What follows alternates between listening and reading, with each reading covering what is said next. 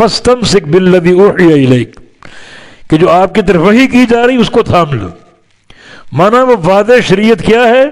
وحی الہی ہے، اسے تھام لو مضبوطی سے. ولا تتبع اہواء الذین لا یعلمون، اور مت اتباع کرو، مت پیروی کرو ان لوگوں کی خواہشات کی جو جانتے نہیں. اہواء ہون کی جمع، خواہشات نفس. دو راستے ہیں، ایک راستہ وحی الہی کا، دوسرا وحی الہی کے خلاف. جو اللہ کی وحی کا راستہ وہ حق ہے، اور جو وحی کے مقابلے میں راستہ وہ سارا اہواء ہے، وہ سب خواہشات، وہ آپ کی ہو، کسی اور کی ہو، بڑے کی ہو، چھوٹے کی ہو، اور وہ خواہشات ہیں. اور خواہشات بھی علم پر نہیں ہے، علم تو وحی الہی ہے. تو لا یعلمون، جو جانتے نہیں ہیں، جن پاس علم نہیں، شرع علم سے بے بہرا ہیں. تو بس دو ہی چیزیں دنیا میں، اللہ تعالیٰ کی وحی، اگر وحی نہیں تو ہر راستہ خواہشات کا راستہ جو باطل اور ناقابل قبول. تو آپ کس کی پیروی کریں؟ اللہ کی وحی کی. اور جو دوسرے راستے جتنے بھی ہیں سب کو چھوڑ دو، ان کی پیروی نہیں کرنی. انہم لن یغنوا عنک من اللہ شیئا، بے شک وہ لن یغنوا، نہیں کفایت کر سکتے آپ کی اللہ کے عذاب سے کچھ بھی. ان کی پیروی مت کرو.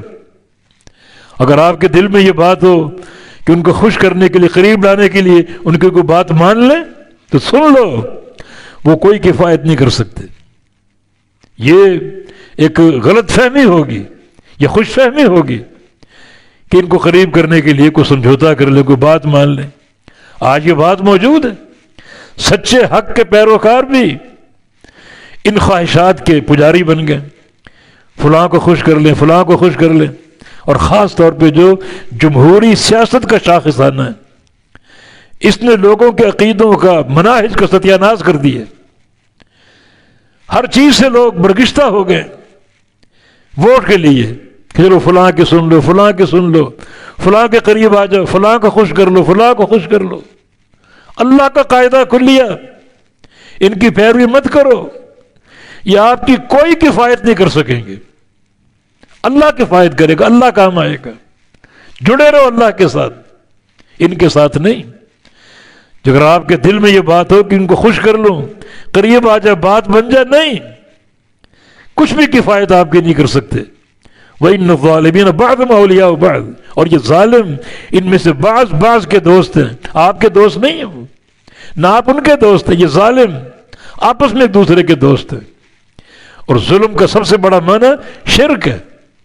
یعنی ظلم کا معنی ایک شے کو نامناسب مقام پر رکھنا، اور مشرک عبادت کو نامناسب مقام پر رکھتا ہے، غیر اللہ کی عبادت کرتا ہے، اللہ کی عبادت نہیں کرتا. سب سے بڑا ظالم مشرک ہے. تو یہ ظالم ایک دوسرے کے آپس میں دوست ہیں. آپ کی دوستی ان سے قائم ہو ہی نہیں سکتی، یہ دوستی بن ہی نہیں سکتی.